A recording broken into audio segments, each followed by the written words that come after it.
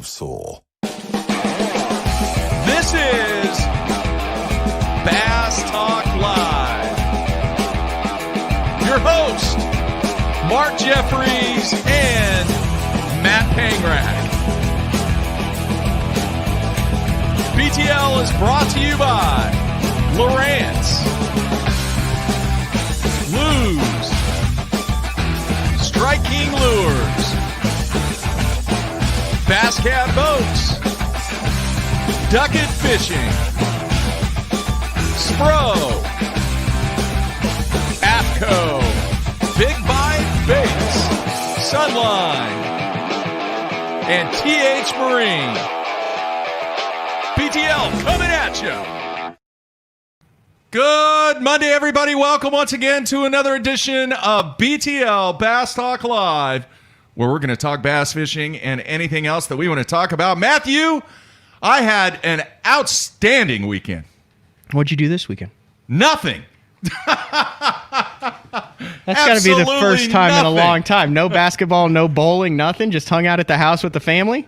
Well, you don't have no family at the house besides your wife. No, Any no. family. Don't have no. Wow. There you go. Nice English. No, just kind of hung out, caught up on a couple of projects that I had. What kind of projects do you have? Well, the attic. It's a mess. I mean, it's an absolute your mess. attic. I remember your attic is one step away from being in the kitchen. You know what I mean? You have walking the plank every time you're up there. Not good, but just kind of hung out. Have a lot to talk about since our last show. I've got some mental stuff that I want to talk about. Crazy stuff happened on Thursday night. Mental stuff? Mental. Like in the regards mental game. To bowling or fishing or both? Kind of can apply it to both. Okay. But it involved bowling for me. You've turned a new leaf. You're admitting that the mental aspect of the game is big. I'll just say this. I was so mad at myself for what happened. We'll get into it because I'm going to relate it back to the fishing world. It's just stupid, ridiculous. Sounds like you're still mad. I am. Just dumb. Absolutely one of the dumbest things that I've ever done. So we'll get into that from a mental capacity bowling standpoint. You know who's not mad, who's totally there mentally, is Bill Weidler. How about that? Did you see that nowhere? coming? Heck no. Bill Weidler wins the Bassmaster Elite Series on Lake St. Clair. We thought there was a good chance for 100 way before this, but then as it got closer, it became apparent that while the bites were plentiful, they were kind of in that summer, so they weren't super fat and big. But he goes 20 pounds, 8 ounces, 20 pounds, 8 ounces. Story all about going into the final 2 days in the cut was John Cox. Can he win on the smallmouth? Will the Johnson brothers make a run? Can Corey Johnson get it? And then Weiler goes 22-10. And still, the story's on Taku Itu, the guy who'd never caught a smallmouth before this. And can he win one? And will one of the Johnson brothers get it? And how will this final day shake out? Then he comes in with 22-13 on the final day and beats Corey Johnson by just under a pound. And for a guy who has had a tough go of it during his Elite Series career on a fishery that had, there were 10 or 15 guys that you'd say, that guy's going to win on Lake St. Clair. Look at the history, look at how he fishes. He's a northern guy. And Bill Weidler from Alabama? Yeah. Comes in. 50-year-old. 86 pounds, 7 ounces. He wins the 100K and beats out Corey Johnson. Yeah. Used a butt seat all week long, too. Yeah. Did you notice that? I did not. He was like actually I saw him when he was fighting that last one. He was actually sitting on it. Yeah, and the big call. Man, you look at Corey Johnson's last finishes up north. And obviously Chris became the first Canadian to win on tour a couple weeks ago when he won. But second place at St. Clair. He was 9th place at Champlain. He was 7th at the St. Lawrence River. Then going into last year, he was 8th on Lake St. Clair. He was 3rd on 10 Killer. Can we throw that in as a smallmouth fishery? It's got smallmouth in it. Not really. He was 7th on Cayuga. In 19, he was, in 14, he was 5th on Lake St. Clair. The guy is all over the top 10, but I would expect it would be maybe a surprise if he lifts a trophy in the last 4, considering they're fall southern fisheries. But man, he's got to be due. Hey, everybody has said this is going to be a grind. The last 4 events. Mm-hmm. And remember what Mark Menendez said on the watch party. I asked him, is it easier if you're a smallmouth guy to try and catch largemouth or a largemouth guy trying to catch smallmouth? and he said it's much easier for the smallmouth guys to try and catch largemouth. It's going to be tough. It's going to be a grind. There's no arguing out there how good that the Johnson brothers are on the northern fisheries. Oh, they're dominant. Exactly. So now, I think one of the cool aspects of this fall swing or post-summer swing or whatever you want to call it is watching how the northern guys adapt to the tough conditions that are going to happen in the fall.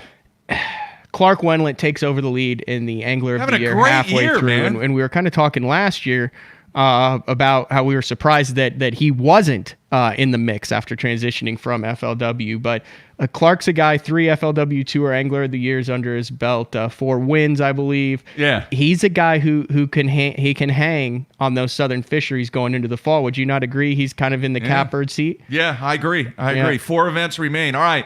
Ton of stuff to talk about, folks. I want to let you know this week, today we're going to have Randy Blockett on. Looking very, very forward to having Randy on to discuss his Facebook video. And then on Tuesday, Austin Felix.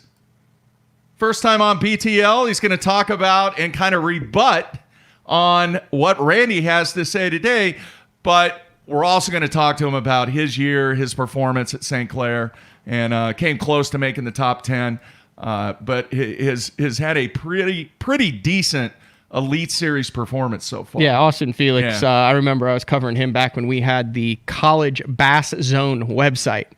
Remember that deal that we ran? And he was actually fished for the University of Minnesota. I believe might have won a national championship, but just a guy who always catches fish. Yeah. One of those guys. And then as far as Randy that we're having on later, just to kind of get caught up, if you haven't been listening, posted a video on his YouTube channel, which he's become very active over the past couple of years on his YouTube channel, doing a lot of good throwback stories. You know, how he won. He's been around forever. Anyway, basically, he has some concerns over how technology is impacting the tournament game. And maybe he believes it maybe has gone a little bit too far and there might be some limitations. And that's the gist of it. So we're going to get him on. I believe Austin's in the opposite camp.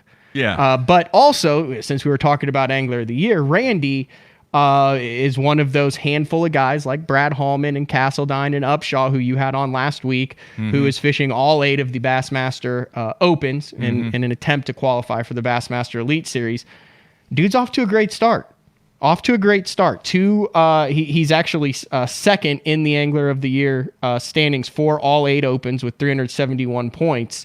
And back-to-back finishes there in Florida and on the Arkansas River. So remember, there's only 4 of those guys who are going on to the Elite Series, but 18th on the Kissimmee chain and then 13th on the Arkansas River. So a little bit of a roll for Mr. Blockett. And that kind of leads into the next news that they rescheduled that Eastern Open. And I didn't have it pulled up now. I believe they rescheduled it for what, December? I think so. Let me see, because this is key. This is big. This is big. I didn't want to sidetrack our first, but this is big. Yeah. It's on, what did they put it on? Lay Lake, right? Hold on. I got to go to the Opens. I can at least navigate the site now. Alabama's Lay Lake to host rescheduled Eastern Open, December 3rd through the 5th, 2020. Yeah. So typically, let me run this scenario out to you, Mark. We got time for this? Yeah, keep going. When does the Elite Series season? I know where you're going. When does the Elite Series season start? February. You're going to have 8 guys now, 4 through the Easterns, 4 through the combined, that aren't going to know whether or not they're fishing on the Elite Series until December 5th, Mark. What else takes place in December? Christmas, the holidays, the New Year. I know exactly where you're going, man. You're literally going to have a month to go from I am an open angler. Most of these guys have their deals done for the next year by that. And now you're going to have 8 guys that are going to be Elite Series qualified that are going to have 30 days to get their stuff in order, to get their boat wraps, their trucks, their deals, their lodging, their schedules, everything together to start the Elite Series season. Plus, think about this, budgets. Most of the budgets are done. And all the budgets are done. So that's a very precarious situation that some of these anglers. Now, I applaud Bass for getting it in. I understand it's an odd COVID year with the way things are done. But, man, You're going to have some guys that are simultaneously excited and petrified over what they've got coming up in the next couple months. Well, they're going to have to be proactive, and I think the industry itself will be somewhat flexible maybe with the situation. There is a way, obviously, to schedule and do your budgets and set X number of dollars aside if you do want to back and sponsor an Elite Series angler.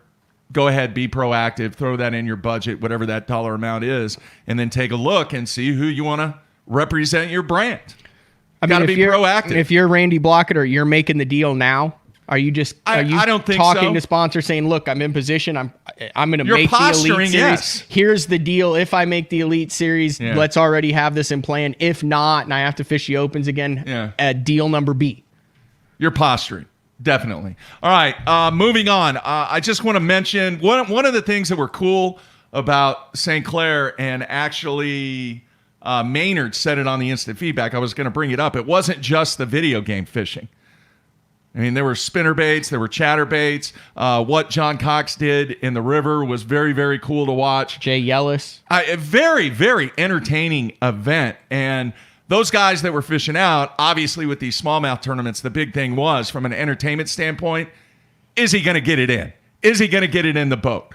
That was the big factor, but I think it was very, very cool that we got to see some other stuff take place besides just dropping down and watching the graph. And it wasn't, there were a lot of guys, I'm big on, the guys who always catch them in smallmouth, always catch them. Yeah, the Johnson brothers were up there, but I mean, Carl's a smallmouth guy. I mean, he's good. He finished in 84th. You had Jeff Gustafson in 76th. You had Scott Canterbury, who's been there, done that in 72nd. Blaukat, 69th. I'm getting there. John Cruz, 65th. Polinick, 61st. Jamie Hartman, 58th. Zaldane, 52nd. Clifford Perch, 51st. I mean, it was the haves and have-nots. How'd your fantasy do? Oh my God. I'm done for the year. Not good. Right. I had a good team, and I went Paquette and Zaldane instead of Corey and Chris Johnson. Wow. And I dropped from like top 100 in the world. I'm like 500th now. I've got one group that I'm still leading, but the dreams of the big money cash at the end of the year are dashed and gone. Because of St. Clair. Because of my who I picked. I said because of the St. Clair event. I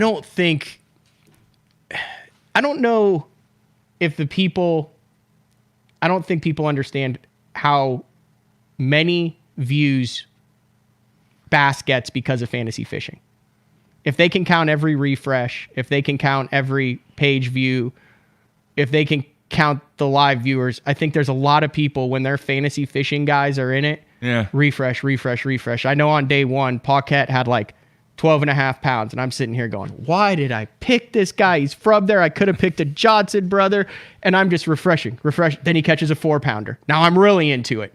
Now I'm refreshing. Dude. Then he catches another 4-pounder. Now I'm like, last hour, I just sit there and hit refresh on my phone. I gave him probably 500 page views just from refreshing to see if Paquette catches a 4-pounder. Because you have skin in the game. Vested interest in the game. All right, which brings us back to the point that I have made many, many, many years. If this sport ever got to the point where it got hooked up with DraftKings or even sports betting, I think the interest even explodes to a point that this game has never seen. Simply because people have a vested interest in what's going on now. Now, am I very thrilled with Paquette right now? It's a double-edged sword. No, I ain't picking that guy the rest of the year. He had 3 fish for 8.5 pounds. Oh, it is what it is. But hey, I'm in it. I had a vested interest in it. I'm following the guy. Now I know way more about old Bob Dowdy because I picked him at Champlain than I ever knew before. I know the guy's history. I know his sponsors. I know everything. Yeah. All right. A couple other things real quick. Did you see the domination and probably what might have been one of the greatest home field advantages in the history of tournament bass fishing out on the West Coast on the Delta? Yeah, I was following that. That was a who's who of Delta sticks battling it out there. And Ishama in the Toyota Series, Ish Monroe gets the dub. He went 20, 21, 23, 21, won by over 16 pounds, and one of the most dominant performances on a body of water that you got to agree with, dude, had to be one of the greatest HFAs. How much do you think he's fished the Delta over the past Doesn't 10 matter, years? dude. No, I think that does matter. I think that Delta changes. We're going to try and get him on the show. I think you got guys like Ken Ma and Arube and those guys I'm not that are out talking there. about the other guys. No, but I'm saying about him. They've got way more of an advantage because they're fishing it on a way more regular basis than Ish has. Dude, I'm not saying that. What I'm saying is the knowledge and experience that Ish has on that body of water. But do you not think the Delta changes more than like a Grand Lake changes for Jason Christie? I think there are certain characteristics about the Delta during certain times of the year that you know how to react. You know how to adjust. You know how to plan. I would love to know how many times Ish has fished it compared to the other guys in the top 5. Because we're gonna get him on the show. Yeah, I'm not saying he didn't have a home field advantage. I'm just saying the guys that he beat out have a lot more recent history on the Delta than Ish does. Watch him come on the show and say, no, dude, I fished in areas I've never fished in before in my life. Might happen. I don't know. Probably. But when you look at the broad perspective of what went down on the Delta, I think it's one of the greatest HFAs in the history of tournament bass fishing. Yeah, that recently. And I'm going to see if I can pull up that top 10 was insane. It was. That top 10 was absolutely insane. With was it Tao Ao? Who's that from the U.S. Open? Tai Ao. You know what I'm talking about? Yeah, he fishes the U.S. Open. He's always in the top 10. Yeah. He's like one of the best up and coming West Coast guys. And you had Ken Ma of World Series of Bass fame. Yeah. You had a bunch of guys in that top 10. Good stuff. All right, real quick, a couple other things, and we'll take a break, and we will come back with Randy Blockett. Did you watch the season finale of Yellowstone last night? No, because I haven't. Oh, my gosh. Listen, you can't say anything about it. Oh, I have not. My gosh. I have not watched the 9th episode either. So I didn't want to watch the finale without watching the 9th episode. You will be shocked at the ending. Okay. Shocked. Okay. That's all I'm going to say. It was definitely the best one of the entire season. They left us hanging. What they do between now and season number 4, I just hope they don't drag it on like they did season 3. They need to jump right into it. You're going to be shocked at how the season finale ended on Yellowstone. Now, here's something else I want to point out. Guess who is a big-time sponsor in Yellowstone last night? Carhartt? Nope. Sims? Nope. Ram. Well, yeah, they always have been. Coors. The Yellow Jackets? No. I just named 4. I mean, Yeah. a big time. Is it fishing related? Oh, yeah. Fishing related. And it's not Carhartt or Sims. No. Because I know that there's been product placement No. for both of those in No, the show. you're right, but was not. Is it a like tackle or clothing or what are we talking Dude, about just state the obvious. I have no idea. Bass Pro Shops Cabela's. Oh, really? Yeah, they ran multiple commercials during the finale. Oh, I thought you meant that no, not were product in the placement. show. They ran commercial they're- spots, and they were, Yellowstone is brought to you by Bass Pro Shops. Well, and it's got to Cabela's. hit their demographic. You would think. Yeah. I don't know how many people out there listening or watch Yellowstone, but pretty good stuff. All right, the other thing, got a tremendous amount of feedback about the gobies in Clear Lake. Did you see some of that stuff that we got sent? Yeah. I did. They're not gobies. Talking about what Andrew Upshaw, when he came on, talked about his West Coast swing in Clear Lake and how he went to the Ned rig because he had caught a goby, and everyone was like, huh? And they're Sculpins, right? Correct. And had a viewer actually send me photos of the two, and they are very goby-like. Yeah, they're real similar. You can definitely see the differences, but easily mistaken for a goby. Yeah, and I actually have some experience with Sculpins, Mark, up in Alaska when I did the Neck River trip, kind of at the base of the Aleutian Island chains there. It comes in anyway. I was with my buddy Owen and his buddy Brendan, who's one of those fly fishing savants, right? Yeah. You know those guys. Oh yeah. But he's not a purist, but so he's cool to fish with, right? Because he doesn't care that you've got a spinning rod next to him. No, He's not like get out of my way. I'm throwing an 8-weight. Not one of those guys. No, I got you. But dude, he caught the Sculpin, took a picture of it. Then we went back to the cabin, broke out the Jack Daniels, and he tied Sculpins for the next 3 or 4 hours, Really? and then the next couple days proceeded to murder them on olive-colored sculpin patterns. Well, that's kind of cool. Yeah, really cool to watch him do that. So, yeah, very similar to a goby. All right, and then a couple other things real quick. The MPFL making a big announcement. Luke Duncan now is going to be the voice of the MPFL. And for those people, obviously, if you're aware of Luke, been in the industry for a long time. And it will be very, very interesting to see how their live structure compares to the other organizations. And good for him. Should be a good gig. It's a Should smart fit right move. in. It's a smart move. You get involved, and he's got his low-budget live. You get involved already in the media platform of that, so you're already bringing in some of that. So 6 events, 2 in the spring, 2 in the summer, 2 in the fall, not overlapping with other events. So, and that field is taking shape, too. It would be very interesting to see any more additions to it coming out now that the FLW season is wrapped after this week's title on Sturgeon Bay that's actually going on right now. I don't remember what it was, but they announced what their first event was going to be. I think it's in March. I don't even remember where it was. That's my bad. Was it on Eufaula? I can't remember. But once again, I mean, obviously you have the model with what Bass does. You have the model for what Major League Fishing and the FLW had done in the past, and really how they've changed over now. So Luke and his crew, we'll see what the MPFL does. And very, very curious to see how that works out and see if it's right in line with what the other organizations do. See if it's different. Who knows? But wish Luke and the MPFL nothing but the best on that. And we'll see what happens on down the road, man. That works. And then, like I mentioned, the title actually started today. It's going on right now. Yeah. Catch, weigh, release format. Every fish counts. 2 groups of 25 guys. Not sure how they break it down after that, but that's going on for the top 50 in the FLW tour from this past season. So that'll be something to watch out there. And live coverage on that. So. All right, real quick, I want to touch on this mental thing. We can get back into it if we want to later on. But here, dude, I have always said that stuff that happens outside of what you have going on, you should not let that influence your performance. Let's say you have a tournament, you get a flat tire on the way there, it pisses you off, and you fish different because why am I the guy who got the flat tire? Exactly. Okay. All right. So I made the mistake, and I don't normally do this. Dude, I was in a zone. I actually thought I was going to bowl another 800. I go 269, 259, I don't even know, 279, something like that. You're on fire.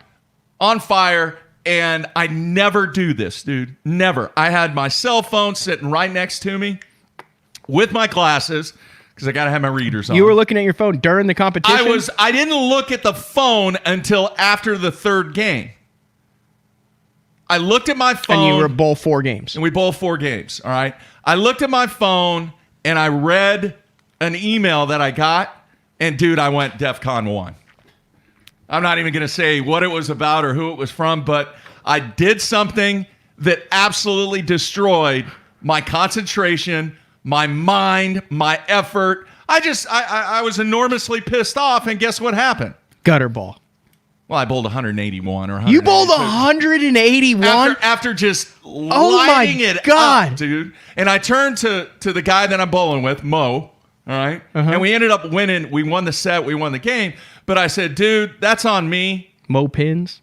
That's on me because I did something that I never do. And it just threw me totally off the game. 181? Yeah. After 279, 260. Were you thinking about it while you were I was livid, dude. Livid. Dude, that is mentally weak. Exactly. I mean, that is mentally weak. I'm not disagreeing with you. How did you not realize and get it back together? You can't. I was done. You didn't take a step away and be after the first couple frames and take some deep breaths. No, I have a very structured routine that I go through. My pre-shot routine, dude. I was a mess. You could have locked yourself in the crapper and screamed it out for 20 seconds and then come back out completely refreshed. I learned a valuable lesson that will never happen again. All right, the mental toughness that it takes in bowling and fishing to not let stuff that happens outside that you cannot control affect the task that you are trying to accomplish. Just a complete mental breakdown. Oh, it was sick. When did you realize? The drive home. That's I when, realized afterwards. like in the middle of it, did you realize this is a meltdown? Dude, I wasn't even there. I was just like, I'm mentally just shot. Was it? Did So it? Let me just ask this: did the shots email all over have the place. anything to do with fishing whatsoever? Not really. That's a yes or no question mark. Not real. No. Okay. Fishing. Okay. No. More personal life. Yeah. I mean, it wasn't like a BTL viewer who sent you an no, email that was like, Mark, you suck, and it just threw you into tailspin? It was work related. Oh, okay. All right. It was work related. And honestly, folks, learn from my mistake. If you're trying to accomplish something, don't let things outside influence the mental preparation and, more importantly, the mental execution of what you're trying to accomplish. Dude, I'm actually glad that it happened because it taught me a lesson, Matt. Mm-hmm. It really did. And that is my mistake for having my phone even out when I'm doing something that I'm doing really well. Besides, Randy, he knows all about bowling. Yeah, I was trying to think, have we, I mean, in the age of live, the propensity is there to witness a meltdown live. We've seen some meltdowns. I'm trying to think, has there ever been something that happened that just Well, everyone was just like, oh, God, he's spiraling? Ike. That Ike doesn't count. That's all. That's Ike's deal. But I meant on live. Like this, like everyone was sitting around watching you just go downhill. But I mean, the guys Just have been crash and burn. Yeah, I can't remember watching I'm sure anything. there's some out where there. you call and you're like, dude, this guy's crashing and burning. There's a difference between not catching them, but something that happens during the day that spins someone out, and then you watch We've all been there. We've all absolutely done it. Yeah. I mean, Randy Blockett talks a lot about the mental game. He knows all about bowling. I'm sure he's sitting there in the queue just laughing at me, saying, Jeffries, what the heck did you do? 181. That's like bumper rails. Well, in this day and age, like That's 180 now is like 140 was. That's like 20, 30 years coming in ago. with 2 keepers on Table Rock in May. Dude, it sucked. I was so dialed in, and it cost me $100 too. Just like that. That was the other thing. Just like that. Just I dialed just, to nothing. Just right here, got it, looked at it, and went DEFCON That's 1. kind of scary that with your aspirations of what you want to do on the senior tour, I that learned your from it, man. mentality I learned. is that fragile. This thing will never be around when I'm on the lanes anymore. I didn't take you for that. Ever. We might have to dive into I don't even this care off if air. I don't even care if I'm practicing. We're gonna have to dive The into phone this off is going to air. be shut off. Randy's going to be on your case, though, because I know you've got all the fancy technology in the ball and stuff. I thought it was impossible for Hey, you he to can shoot a come down- 181 he with can come down with the Randy. block inside your ball. I thought it just automatically tracked to the pocket now, and Hey. the stuff on the bottom of your shoes and everything that Dude. you're wearing. You should see how much technology's around this. I'm telling you. Gone are the days of pick up the urethane ball No. and head to the lanes. That's true. All right. And I'm actually going to invite Randy to come down to the studio because I have a mill to where if he wants some new equipment, Randy, all right, when we have him on, Randy can come down to the studio. Oh, by the way, Matthew, I received an email from a fan that they wanted to know what the studio setup was. Mm-hmm. They said, "Are you doing this show in your garage?" Go to Hallman Studio. He did a walkthrough. No, it's not a garage. No. It's a studio that we actually built for the purpose of this show. It is not a garage. Jeez. I remember your meltdown about that about 10 years ago. Yeah. So anyway, I got the mill. I got the stuff's coming in today. How's the toe? So toe's looking good. It's still purple, but much, much better. I don't have to wrap it up anymore. All right. So that was my meltdown. That was on Thursday. It wasn't the weekend. I had a great weekend, and we have a great week of BTL. Also, I want to remind everybody, Wednesday, our monthly Sunline Hotline show. We want to hear from you, the fans, on Wednesday. Call Matt and I, talk about whatever you want to talk about, and we will try. Do you have some stuff to get away? Did you ever get some BFEs? Yeah, they're ordered. They should be coming Can we any give day. away some BTL color BFEs on Thursday or on Wednesday? Yeah, we can make that happen. All right, so folks, we will send out some BFEs in the BTL color on Wednesday for some selected callers that call into the show on Wednesday, and we are running way, way, way behind. But interesting mental breakdown there, huh, Matthew? Yeah, Well, I want to ask Randy about this. So we got that open coming up on Rayburn, right? Yep. 2 hurricanes headed to Louisiana and East Texas. Good point. I'm optimistic that it raises that water 6 feet because it was 6 foot high my only time at Rayburn, and I top 10'd in the Costa last year. I'm a little nervous going there trying to compete. Is there a chance that there's enough rain dumped because of these 2 miracle hurricanes we'll see. that Rayburn comes up and it turns into a bush flipping deal? All right, coming back with Randy Blockett. Everybody stay tuned here on a Monday.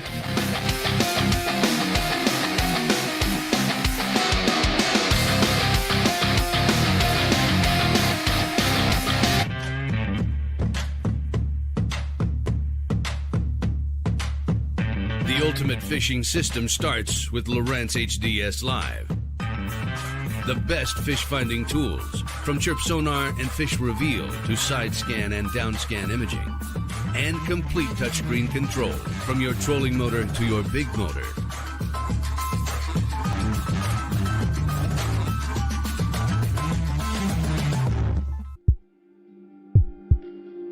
We've paired one of the most iconic hulls in the history of bass boats with a proven lineup of trusted accessories. We're bringing you best-in-class value and performance, leaving others in your wake. Turnkey value, turnkey performance. The Pantera 2 is an overachiever in the 19-foot category. Once you hit the throttle, you'll feel the rush, and there's no looking back. Kevin, what are you doing here? Oh, I'm just filling in for Billy. I need a 660 shad crankbaits in the Series 5 model. We're out. You're not out. You got all kinds of them right there. We're out. Kevin, I need 6. Have a lollipop. I do not want a lollipop. Have a lollipop.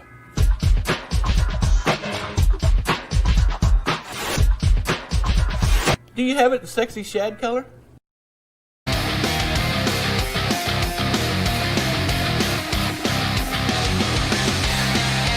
AFCO's new Yuri performance shirts are made out of a new fabric. Aeromesh technology, Aeromesh fabric, really breathable. You know, it just doesn't stick to you whenever you're sweating. It's 105 in Florida. You know, you got sun beating down, there's hardly any wind. You know, your shirt won't stick to your back or anything like that. Any little breeze gets through it, and all the AFCO features that you like with the hood, not without a hood, depending on which one you like. It's got odor technology, so your pits don't stink whenever you're sweating. It has thumb loops. So whenever you're driving down the lake, 70 miles an hour on a bass boat, you got the thumbs through here, sleeves won't roll up, so you have no excuse if you get sunburned. Any little breath of air gets through you and cools you down, so make sure you check them out. Any fish, any water, any conditions, AFCO has you covered.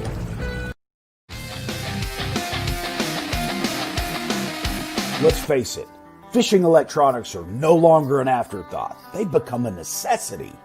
And at the Bass Tank, our experts match you with the right electronics, provide professional installation, and educate you to help maximize your catching results while providing support along the way. Because let's be honest, it's about catching, not just fishing. And when you're ready for better results, join the Bass Tank team. Visit us today on Facebook or go to thebasstank.com. Hey everybody, Todd Faircloth here. Want to show you one of my favorite braided lines, SX1 30-pound Sunline braid. I use this braided line for a couple of different applications, and one of my favorites to use for this line is a swim jig. Casts great, and it's small diameter, and just works really great on a swim jig. Another technique I like to use for 30-pound SX1 Sunline braid is whenever I'm flipping like a light, say an 1/8 to a 1/4 ounce weight in grass, small diameter, I don't lose much action on my worm, just works great in those scenarios. So if you're looking for a braided line for a swim jig or fishing a light Texas rig, check out Sunline's SX1 30-pound braid.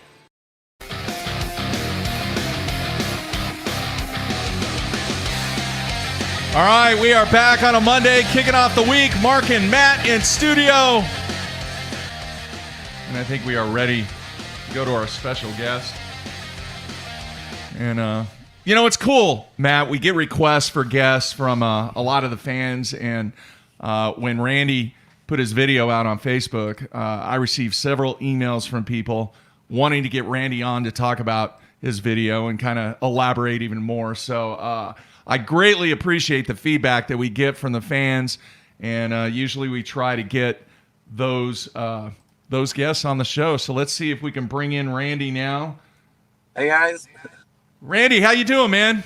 Doing good, man. Just busy Monday morning. I got 3 boys at the house. We got a 11-year-old, a 7-year-old, and a 3-year-old. And you can imagine how hard it is to get them all going first thing in the morning. So busy morning so far. Wow. So in Joplin, do you guys have school? Is it homeschool? What's going on? Is it virtual? I'm in Springfield, Missouri right now. I've been living here for the last couple of years. And okay. Excuse me. They've got the option of both. They've got you can do the virtual online. That's what we're doing, or you can choose to go to school on a limited basis. So a little bit of both options going on there.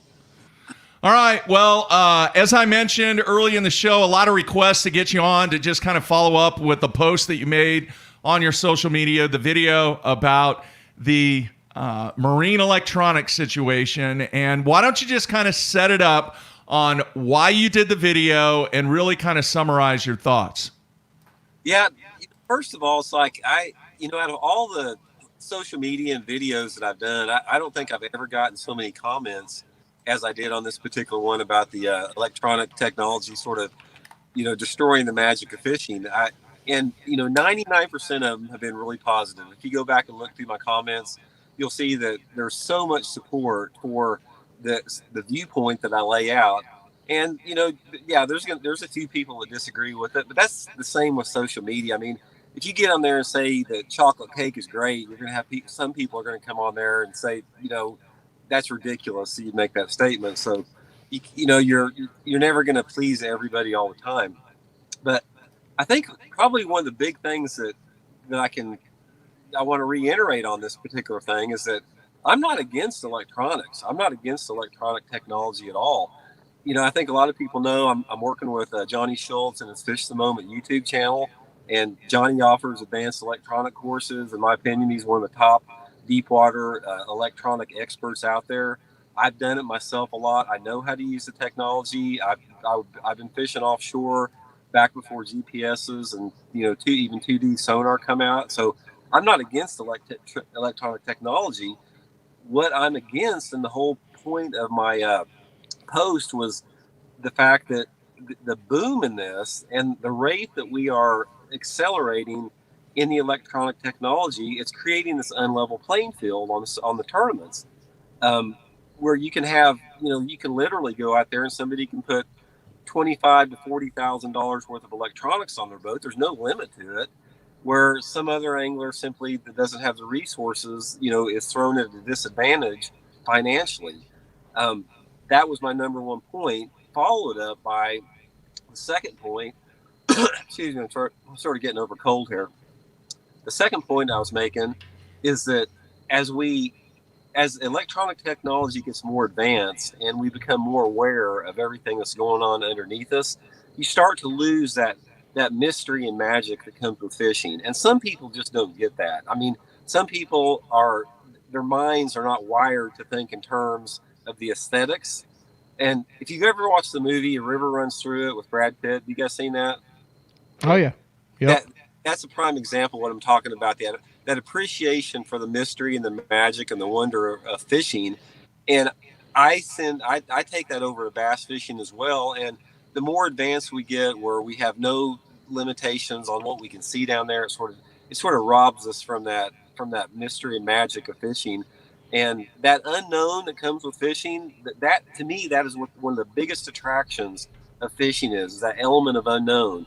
And the more that you chip away at it, I just think it sort of diminishes what fishing can give back to us.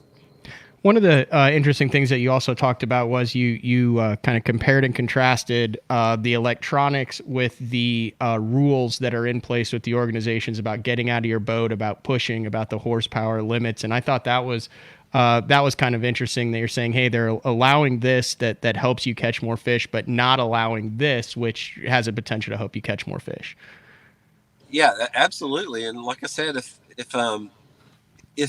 if we want to go down this route and basically fall into I see it sort of going that way, because I understand that the electronic companies, they put a lot of money into the tournament circuits. They sponsor a lot of anglers. Excuse me. If we're going to go down that particular road and say we have no limitations on the electronics, we're going to push forward. We're going to develop infrared side scan where you can see it. I mean, just whatever it winds up to be. If you're going to do that, then let the anglers that fish shallow water take every limitation off of them as well. If the deep water anglers have no limitations on their electronics, the shallow water anglers should have no limitations. If I want to hire an airboat and have this airboat drag me over a mud flat for half a mile, let me do it. Like I said, if I want to pull out a chainsaw, let me do that. If I want to carry gas in my boat, let me do that. If I want to get out of my boat to pull over a mud flat, or if I want to cast 50 feet back up into a big gnarly section and the bass gets hung up, let me get out of my boat and go get that bass.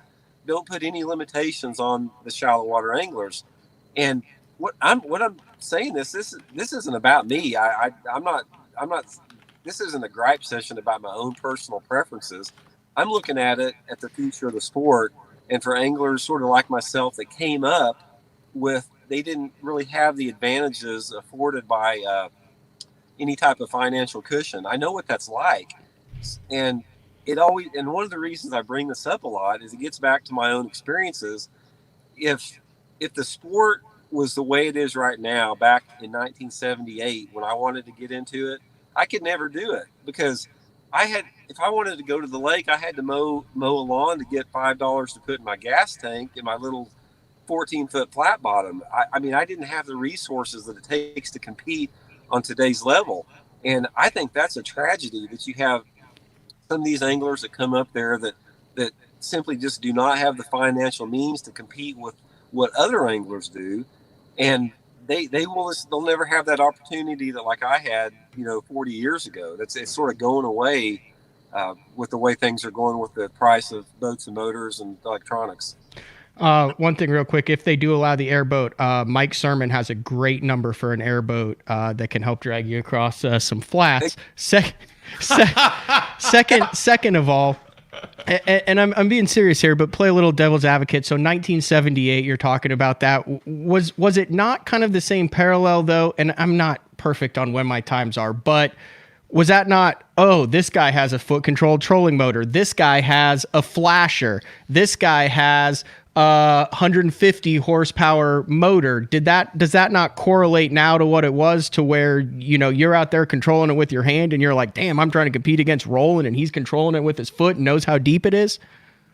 No, back, my best memory of that is basically the biggest differences back way, 50 years ago like that was the horsepower sizes. I mean, I remember fishing this one tournament at Grand. It was this big buddy tournament back in the late 70s. And some dude had a 200 horsepower motor on his boat, and everybody was just gawking at this thing. They were like in awe that somebody would actually put a 200 horsepower motor on a bass boat. And guys were saying, man, I'd never get in that boat in a second. And that's back when everybody had like 90s and, at the very most 115s. So, but that technology, that the trolling motor technology and the electronic technology, there were very little big advancements or big leaps forward for like a 25-year period, from the mid 70s up until like the early 90s, and it's only been since then since you've seen this big explosion. Randy, a lot of people on the instant feedback, including myself, what would be an acceptable practice right now based upon the market conditions, based upon the tournament conditions, and one that you think that the anglers would accept? Limiting the number of units, no units, what would be a solution right now? Well, I mean, in a perfect world, if I was in control of a tournament situation, I know, number one, I know that you're not going to stop electronic technology. You can't stop science and technology. It's not going to happen.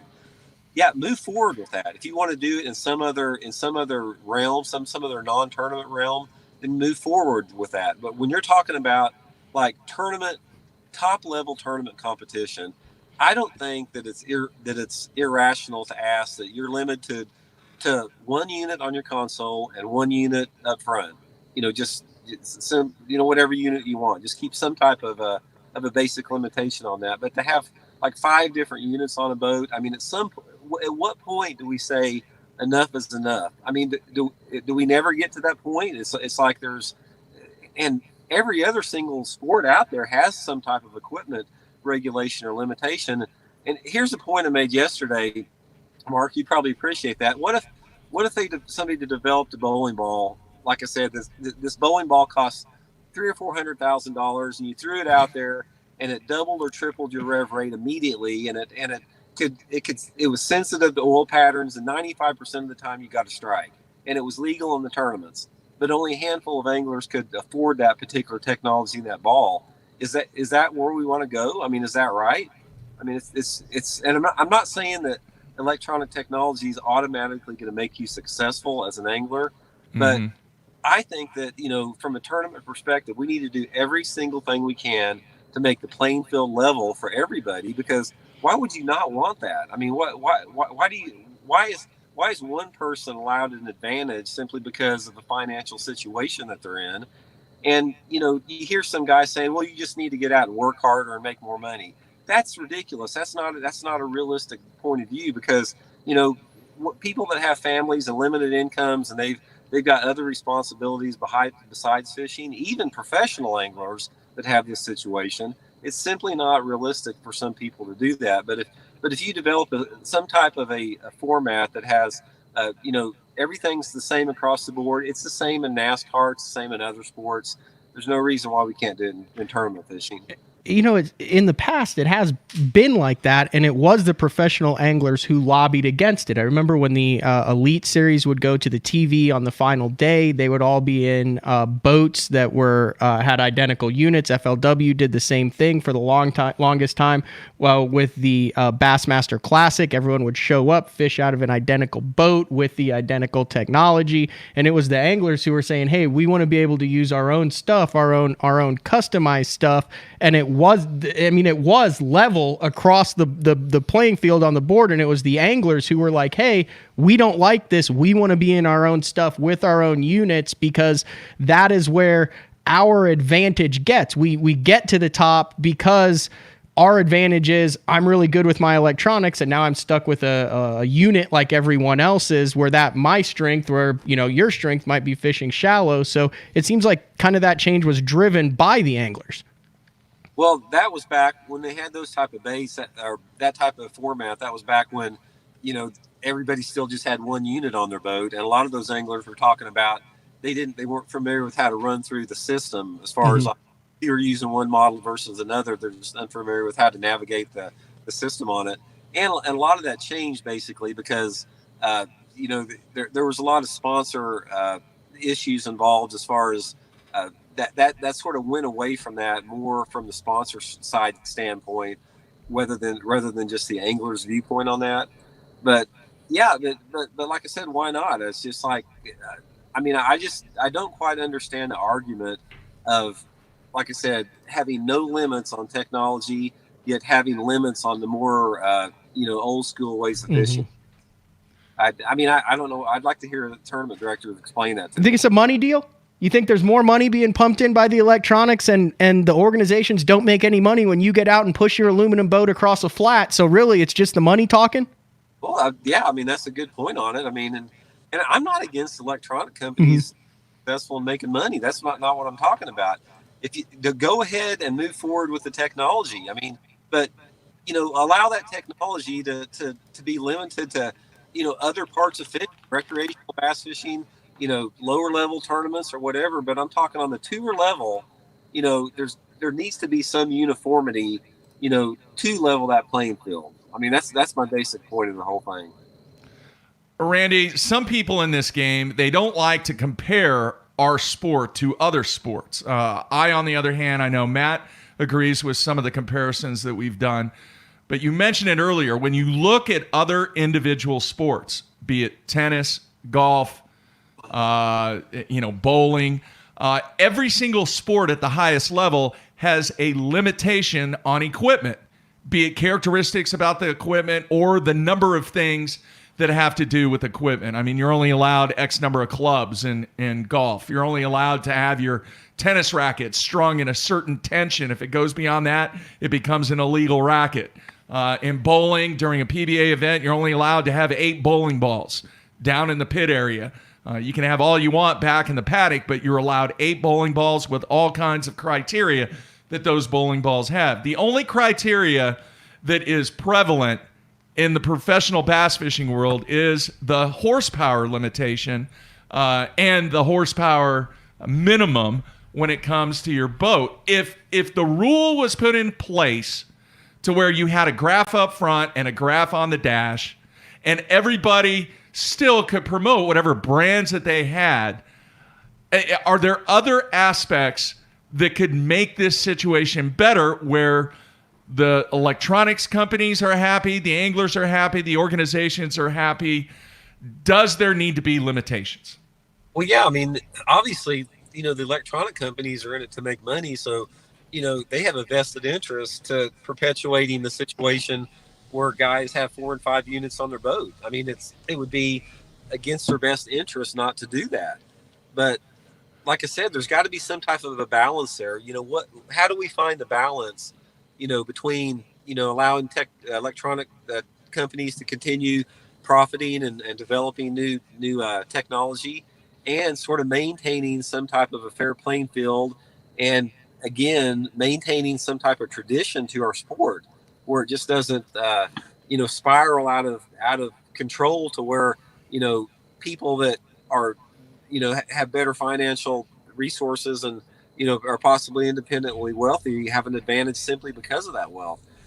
Bass fishing is one of the few professional sports that does discriminate financially. I mean, in my opinion, it's becoming, on the tour level, it's becoming an elitist sport simply because bass boats are approaching $100,000 now. Like I said, it's nothing to have $20,000 worth of electronics on your boat, and just look back in 1985. Like I said, it doesn't equal out. The wage disparity that we had in this country in 1985 versus now does not equal, the cost of boats and motors and technology that has came about in that same period. So, where do we draw that line? Where do we draw that balance? And that balance has got to be drawn from the tournament organizations itself. It's not going to come from the industry. It can come from, lobbying the anglers. And just from what I've seen on my post, like I said, 99% of the people agree with what I'm talking about here. Like I said, go back and look at my post. Everybody says, man, Randy, I can't believe, I'm glad you said it. You're right on. This is ridiculous the way it's the direction it's going. The average bass angler in this country, and even the average tournament angler in this country, a lot of them agree with the points that I'm putting out here, and that can't be denied with that. So, what do we do moving forward at this point? I mean, how do you address that? And I'm just a sign point. I'm just a signpost pointing the way. This isn't about me. It's not about my personal situation. I could care less either way. I'm just bringing up the topic for debate. So are you more, and I'm not using the word against, I'd say rules governing. We'll use that term. Are you more for rules governing? It sounds like the amount of technology on your vessel, not the type of technology on your vessel. Absolutely. And I'll go back to Johnny Schultz again. Johnny and I said we're working together full time on a Fishing Moment YouTube channel. Johnny has a 13-year-old unit. It's got a Humminbird Helix 998 up front, and he's got an 8-year-old Humminbird Onyx on his console. That's it. I mean, this is old, outdated technology, and you cannot believe what he can do with that technology. That guy, I mean, he is, like I said, without a doubt, probably one of the top electronics experts in this country, and he's got technology that you could buy it on eBay for probably $2,000 what he has on his boat. So you can get there and you can be an expert at deep water offshore fishing without having to have $25,000 worth of electronics on your boat, having to upgrade every year, because that's what happens. I mean, somebody spends $4,500, $5,000 on a unit, and then, a year from now, that's outdated. There's some new technology. It's like a never ending race to develop new technology. And yeah, like I said, I don't see anything wrong with that limitation. It's like you're allowed one unit up front, you're allowed one unit on your console, whatever you want to have on there, that's fine. And at least it gives us a starting point. I would say the main, and I read a lot of the comments and I've talked to a lot of people about your video. Great conversation starter, and in-depth conversation then after is the thought that, and you mentioned you use a cast net, for example. Oh, you're seeing the fish down there. It's basically like you have a cast net and you catch them. And I've talked to a lot of people that are like, dude, just because you can see them down there doesn't mean you're going to catch them. I'll use the example, Bill Weidler, Humminbird sponsored angler, wins the Elite Series 86 pounds. Carl Jacobson, Humminbird sponsored angler, finishes 84th with 18 pounds. They both have probably 360s on it, all the same thing, but there's a 70-pound difference on it, and you're seeing a lot of the same guys up north who did well 10 years ago doing well now. So I guess the question, or the thing that I've seen that most people have, is that electronics equals success, which isn't always necessarily the case. Yeah, there's a couple ways to look at that. Take Jacob Wheeler, for example. I mean, when he won, or that Eufaula tournament he won earlier this year, the MLF, I lost count of how many units he had on his boat. I lost count, I think, at 5. He had 5 or 6. I mean, he had them all over his boat. But you could put Jacob Wheeler on the bank and he would beat everybody else. He's so far ahead of everybody else in skill that doesn't really matter. But go back through the northern swing that they've had the last month up at St. Clair, St. Lawrence River, Lake Erie. How many guys did you hear say, if I didn't have the Panoptics, or if I didn't have the 360 or whatever, I wouldn't have caught these fish. That's the reason I caught these fish. So yeah, like what you're saying, it's not a guarantee that you have, but this particular technology that we have, I mean, it's allowing you to catch fish now that you could not catch 20 years ago. Absolutely. And like I said, to me, the whole thing is about a balance. It's about finding a balance between continuing to develop technology, which we need to do. We do not need to stop. I'm not like this old school that everybody needs 2 flashers in the boat deal. We need to continue developing technology, but at the same time, we need to protect, and we need to embrace the fact of what our sport is about. We can't lose sight of the bigger picture about what is the attraction of fishing and that mystery and the magic that goes along with fishing. And some people just don't get that. When I talk about the unknown and the mystery and magic of fishing, it's like some people, when they're in the woods, they don't understand or they don't appreciate what they see in the woods for what it is. They'll march through the woods and they'll cuss about getting hooked up on briars or whatever, and they miss out on the magic and the wonder of nature that comes from being in the woods. And it's sort of the same with fishing. Once you take away that element of the unknown, you rob fishing for what it can bring back to us as far as the therapeutic, benefits that come from it, even on a tournament level. I'm doing this wrong because tournament fishing makes me need therapy. Tournament fishing is like going in the woods with shorts on and a patch of stinging nettles. I'm doing it wrong, Randy. I'm doing it wrong. Here's the thing about tournament fishing. It's like tournament fishing is a cruel sport because it will make you, as a human being, tournament fishing will make you address every single emotion you have as a human at some point or the other. If you do this as long as I do, the range of the human experience and the range of the human emotions will come out at some point. So from that standpoint, it's a great learning tool about yourself. What's the most calm, zen-like, at peace moment you have ever experienced over the course of your career in a tournament where you were like, I am really feeling myself right now?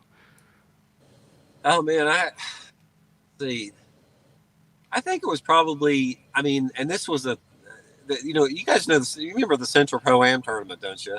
Oh, Jeffries talks about it about 15 times a year. What's that? The Central Pro-Ams. Oh, yeah. It's Jeffries' favorite topic of discussion. I loved it. Ernie Daughtery, man, that was one of my favorite circuits ever. But anyway, I fished a tournament up at Truman Lake, a Central Pro-Am, and I won the tournament and set a all-time record for heaviest catch one day, 25 pounds up at Truman.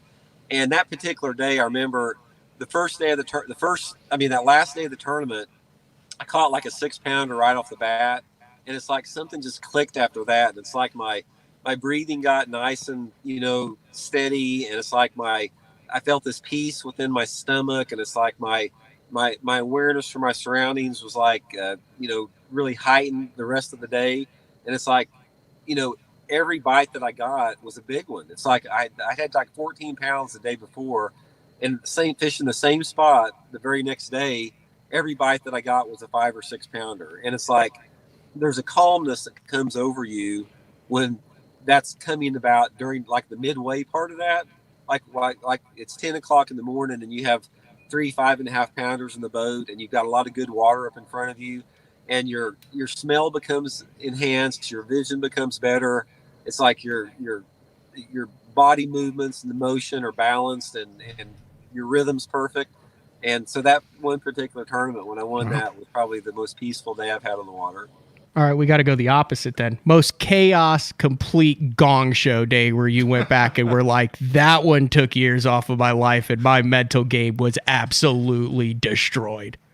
Well, that was definitely the one. The FLW at Lake Toho finished second in the tournament, and I was leading the tournament going into the last day, and that's when they cut the field of the top 5 in the tournament on the last day. And I got to the spot where I was leading the tournament, and there was one of the other top 5 guys that was in the tournament beat me there and threw an anchor out on my spot. And he won the tournament off of my spot that I had been fishing for 3 days. And I was casting all around him. I was cussing him out.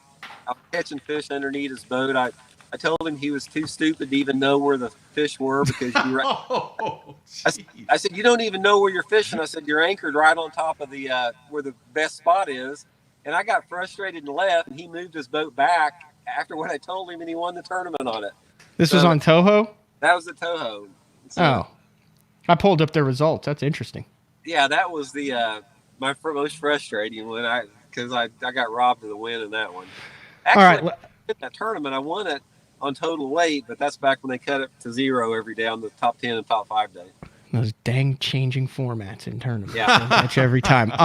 Let me ask you this then. Have you ever won a tournament or had a top 5 in a tournament because of technology?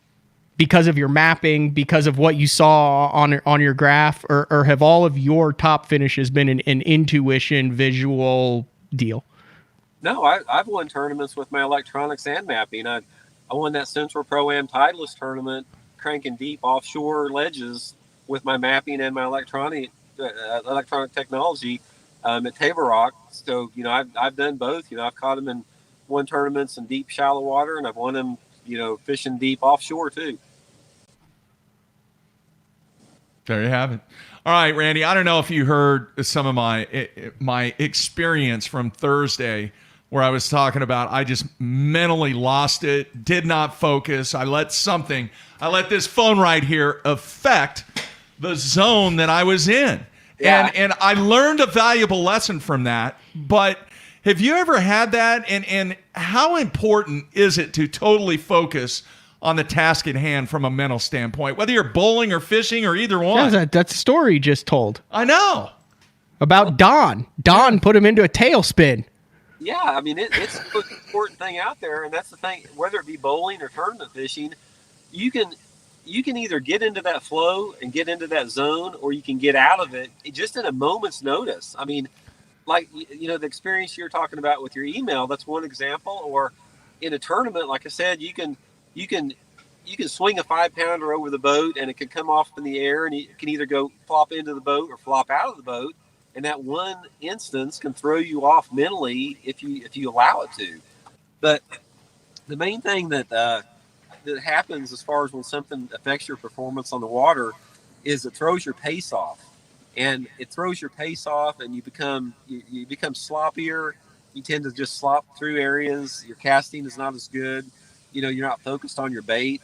I mean, any competitive sport is the same way. I mean, the mental part of it has a huge part to play in it. And like I said, that can change so quick, and it's easier said than done to control that, because I don't know anyone that has the ability to control that, constantly. All right. All right. I got to ask this. Obviously, kind of a unique weather event taking place in the Gulf of Mexico. 2 hurricanes coming through. The next Open, it's Sam Rayburn. Are you a weather watcher? Is this something that you're going to pay attention to? Have you had experience this time of the year on Sam Rayburn? What are your thoughts? Yeah, I looked at the extended forecast, and they weren't in the Houston area. They weren't predicting like any massive amount of rainfall from this system. Now that can change day to day, but I hope it comes through there and brings the lake up 5 feet, because this Rayburn tournament, out of the entire schedule, it's the one I was least looking forward to all year long, simply because I know that Rayburn that time of year, there's such a huge local advantage for the guys that fish those deep brush piles and stuff like that. So I hope the thing gets flooded out down there and it creates a situation that never comes up, because that first Bassmaster tournament I won at Bugs Island, that's what happened. It was an October tournament, and a hurricane came up the East Coast and flooded out a lot of those lakes on the East Coast and created a flipping situation that didn't exist hardly ever before. So, yeah, hopefully that Rayburn will come up 5 or 6 feet next week. One of the cool things that you're doing, I'm not trying to let the cat out of the bag on anything, but you mentioned you're working with Johnny Schultz at Fish the Moment, a very active YouTube page over here that he has a lot of breakdowns. And I was actually talking to Johnny on the phone the other day, and one of the cool things that you do is you'll talk with Johnny about what your game plan is for this event. It won't get published till after the event. Then you'll go and fish the event, and then it'll be available afterwards as to what your strategy and mindset was going into it and how it went down. Yeah, we're going to be doing that all year long. Yeah, that's really cool. Yeah, Johnny's going to sort of interview me, going into these tournaments about, my mindset, the approach to the tournament, and how it broke down. So it'll give everybody a really good, opportunity to see how a tournament plan goes from start to finish. And he's great. Johnny's great to bounce ideas off of. I mean, he's just, his mind is so creative as far as, different ideas and different ways to approach the water that, man, I'm learning so much just being around him right now.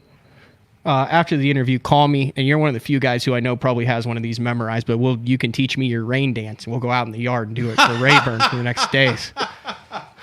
Yeah, I'm hoping, like I said, it's hoping to get up in those willow trees and get them off those deep brush piles. Wow. All right, man. Well, I want to do this. I want to extend an open invitation for you to come to the studio, dude. I got the mill.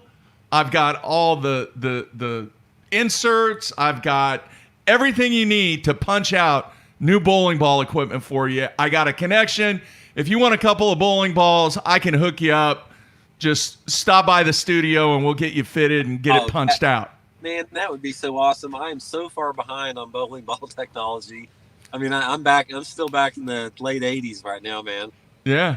I'll hook you up, man. Maybe, on the way to Texas or on the way back or whatever you got going on, fall-wise, we'll get you in here. We'll film the whole thing. It'll be a cool show. Oh, that sounds great, man.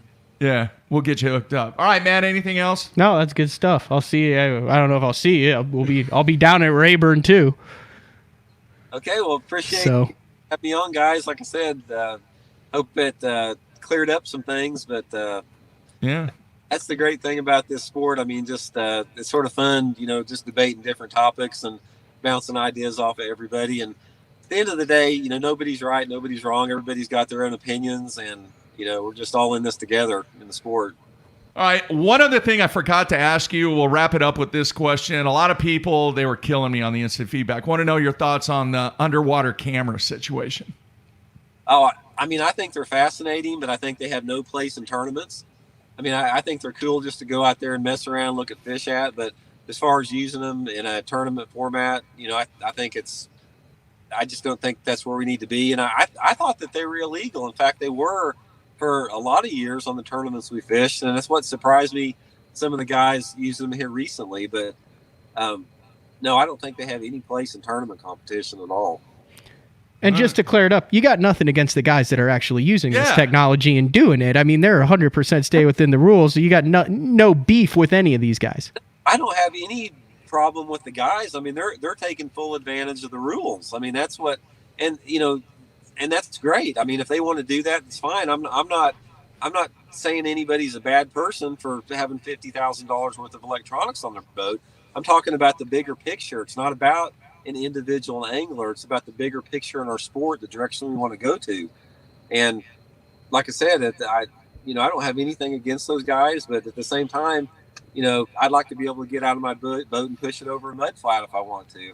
If they can use that, I'd like to be able to go the other direction as well. I think a lot of guys would. Real quick, have you sold your boat yet? Somebody wants to know. I actually did. I sold it last week, and got some changes coming up. I'll keep everybody informed on that for the next couple of weeks, and sort of excited about that new direction here. Randy's going to show up with a Humminbird Lowrance and a Garmin on the front of his new one. He's going to be like, "Gotcha, suckers." Johnny's going to morph me into this hardcore offshore electronics. Wow. All right, Randy, man, thank you so much for coming on, taking time out to talk about this whole situation, and look forward to having you on soon and coming by the studio. We'll get you hooked up, man. Okay, guys, appreciate it, and take care. All right, see ya. Okay, see ya. Bye. All right, there you have it, Randy Blockett, and it's a great discussion point, Matthew. And I guess Austin Felix is kind of on the opposite side of that. Correct? He was actually watching. Did you see he posted? No, there were so many comments that were rolling through. But he's going to be on when? Tomorrow. I wouldn't say as a rebuttal, but as a younger... Well, we've never had him on the show. We're going to have him on the show. I thought we had him on one time. Maybe a long time ago, but it's been a while if that's the case. He's a bona fide superstar now. Yeah. Had a good swing, and we'll talk a little bit about that. But made some posts on Randy's page and kind of coming back on what we're going to find out what his opinion on the whole electronics is. You think that's a bad game plan on my part for the Rayburn Open? What's that? The hurricane pattern? Just hope for the best of the hurricane and the rainfall? Well, dude, you're doing homework if the hurricane doesn't dump 2 feet of rain, though, aren't you? Sure. Well, that's maybe your first mistake there, my friend. You might want to put together a plan in case the hurricane doesn't dump a lot of rain. It's a double hurricane, though. It's the double hurricane. Yeah, but it could bar. go right instead of left. And now, what's your plan, dude? You're a big planner. Why would you not have a secondary plan in place? How many weeks away? I've got a secondary plan. 2 weeks. I just am really hoping that I can focus on bushes and not grass, because we all know what happens when I have to fish grass. Yeah. Somebody on the instant feedback, Jake in Ohio, brings up a good point. What would you think if the MPFL comes out and says, one graph up front, one graph on the back, that's all you get? I mean, I get it. I think it would be an interesting standard. I'm not convinced that technology makes you a better fisherman. I think it helps you catch them, but I know there's a ton of guys with a lot of inches of graph and a lot of things that can see 360 degrees and backwards and in front and forwards and mapping, and they still don't catch them. I'm one of those. I literally have gone out with guys in separate boats in the same stuff with the same baits, trying to learn from them. John Sukup, for example, and the guy's 5-1 on me. I mean, that's a skill. It's a talent. It just depends on whether you look at your knowledge and skill with technology, and your skill at staring at a graph and interpreting it and turning that into results. If you're looking at that different than your ability to look at a lay down or a lay down in the water with 6 different points sticking up out of it and determining where you need to flip to catch that fish, I think you can look at it on one side and say, oh, the technology is hurting it. It's not really all the guy. But I'm more apt to look at it as it's the exact same thing. You're taking something you're visually seeing. One of it's on a screen, one of it's in person on the stump, and you're breaking it down and you're attempting to catch a fish out of it. Whether it's offshore and a fish that you could see on something offshore, whether it's up shallow and you're pitching a bait to that stump. I mean, there's guys who are going to look at that graph and be able to get those fish to bite. Yeah. And there's guys who are going to look at that graph and not be able to get the fish to bite, just like there's guys who are going to flip to that lay down and get bit, and guys who have flipped to the exact same lay down and not get bit. based on where and how and their experience and how they're reading the water in their graph. What do you think about the chainsaw argument? We didn't get into this, and like I said, I've talked way too much about this with other people. I think a lot of that comes down in safety as well too. Yeah, you're not gonna, you're not gonna get sponsored by a chainsaw company and all. You might, but I'm just saying, the pushing over and the chainsawing and the tunnel holes and the running, all that stuff. There is an element of safety. It's the same reason, why, and I look at it, the Poche deal with the horsepower limit. I mean, if you're on big water and stuff, you're more likely to be able to get out of a hairy situation with a bigger boat, bigger engine, larger gas tank. Do you not agree? Mm-hmm. And you start, where do you draw the line then? I mean, can you chainsaw into an area? Can you pulley into an area? Can you run over dry ground into an area? Now you're dealing with the co-anglers, you're dealing with marshals, you're dealing with cameramen, you're dealing with a safety aspect to it. So I don't think it's apples to apples comparing that. Yeah, no, that's a good point. You know what I was thinking about the other day when they were talking about boats on the big water and how difficult it was. I remember that whole situation where Tim Horton and Brian Snowden went with the deep V boats, and then they put that rule. But what got me thinking also, do you remember the boat that Rick Clunn had? What was the special characteristic about center console? Yeah, it was weird. That lasted like what, 1 year? Maybe 2. Did you ever sit in that boat or? No, I saw it. It was interesting. I fished the college national championship out of a center console bay boat with Chip Porcher. I get that, but what I wanted to ask you is, you see these guys so many times in these smallmouth tournaments. I mean, it's scoop and score. I mean, they're doing everything in that area where the console isn't. Do you think it would make it easier? And I'm not talking about navigating the rough water. Smallmouth specific boat. Yeah. Do you think that the bass boat companies could actually design and engineer a boat that was specific for smallmouth fishing, and would it sell? Yeah, it's called Lund. I get it, but yeah, I don't know. Would the Clunn model work? No, because it's more easier to sit down in the driver's seat and scoop it up. Yeah, like I can just sit down in the links and scoop it in there. Do you remember how much room that he had?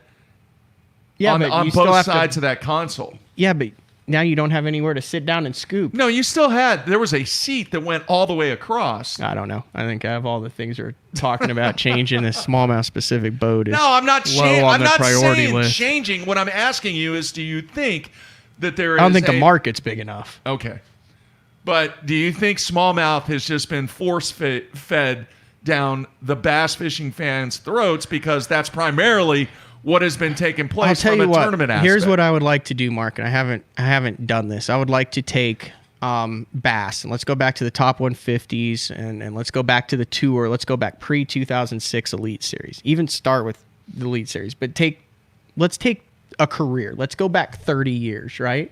Okay. Established tour, top 150s, all that. 1990. What percentage of the tournaments from 1990 to 2006 were smallmouth exclusive tournaments? Now, I'm not saying that's the only thing that you could catch, but smallmouth dominant tournaments. We're talking Mille Lacs and Erie. There were few. That's what I'm saying. Yeah, now look at this next generation, and we'll even go up to 2010. From 2010 to now, in the past 10 to 12 years, how much more of a player have the northern smallmouth fisheries? Now, this is a combination of the I Love New York multi-year deals, the TV deals, all that stuff of these northern fisheries saying, hey, we want you to come here, we'll pay you to come here. But what percentage of that? It was like, a smallmouth tournament. When I first started covering this, I remember it was like a big deal that they were going to Lake Erie out of Buffalo. Right, Mark? Remember that? Yeah. Everyone, what are we doing? The focus was on double bilge pumps. The focus was on Brian Snowden having a deep V boat. Even 3 bilge The pumps. focus was on this guy's got a 56-inch trolling motor shaft. That's what we were talking about. Yeah. The past 2 years on BTL, have we talked about any of that stuff with any of that? No. No, because the smallmouth has, in my opinion, like I said, so I have to go back and run the numbers for, but it's 40% of your season, and it takes place in a month and a half. And it used to be, oh, cool, they're going to go catch smallmouth. Now you've got, if you can't catch smallmouth, you got no chance to win Angler of the Year. I agree with that statement. Which is what makes it especially impressive when Swindle won Angler of the Year, because he survived the smallmouth, and he's not a smallmouth angler. Yeah, no, that's a good point. If you don't catch smallmouth, you can't win Angler of the Year, and that hasn't always been the case at all. It's a great point. There's definitely a transition, and with that transition, then that's what's led to the technology increasements, in my opinion. Yeah. Yeah. So. No, that's a good point. All right. So tomorrow we will have Austin Felix on right here. And then, as I mentioned early in the show, we will do the Sunline Hotline, getting to hear from the fans, and always look forward to that show. And this time you're going to get some big bite BFEs in the BTL color. Well done. Have you even seen them yet? No, they're literally on the way. I talked to Jordan from Big Bite. So you haven't physically touched I've not physically touched a BFE BTL from Big Bite Baits. All right. Well, a lot of people have happens, apparently, though. I've seen a lot of guys catching them on it. I know. Pictures all over the place. All right, man. Anything else? No, I think that's about it. That was a good show. Randy. Really good Randy's show. good, man. He knows how to start a conversation. He's really good. Oh, by the way, I was supposed to have my 40th high school reunion via a Zoom call. Zoom call for the 40th high school reunion. Yeah, because we can't. Yeah. So listen to this real quick. So I get in here in the studio yesterday. It was supposed to be yesterday. Were you all dressed up? Did you do your hair? I look like I was Carolyn wearing a hat. sitting next to you? No. Some vodka seltzers. It was just me. Letterman's jacket. It doesn't fit. It's not even close. All right. So anyway, I get all set up. I click on the link, and nobody comes on. I'm like, what, are you kidding me? So then I look at the email. It was Saturday, not missed Sunday. it. I missed it. Your 40th year reunion. I'm an idiot. I missed it. Damn. So they're actually going to try and schedule another one. There were some people that couldn't make it either. So it's kind of weird, man. I was really looking forward to going back to California and seeing a lot of people that I hadn't seen for a long time. But so you were physically going to go if they'd have Oh, it. yeah. So you enjoyed your high school days. I did. I just always pictured you as an angry high schooler. No, but apparently not. No, it was a good time, man. Loved high school. Loved college. Really liked high school, though. High school was a blast. It was a fun time. All right, folks, tomorrow, Austin Felix. Once again, please give us a rating and a review if you're listening to us on iTunes. It helps us out immensely. Hey, man, we surpassed 7,500 subscribers on YouTube. We haven't been doing the YouTube thing that long, so make sure you subscribe to us, and we will continue doing what we do. All right, many thanks to Randy Blockett. That's it. Tomorrow, same time, we're out of here.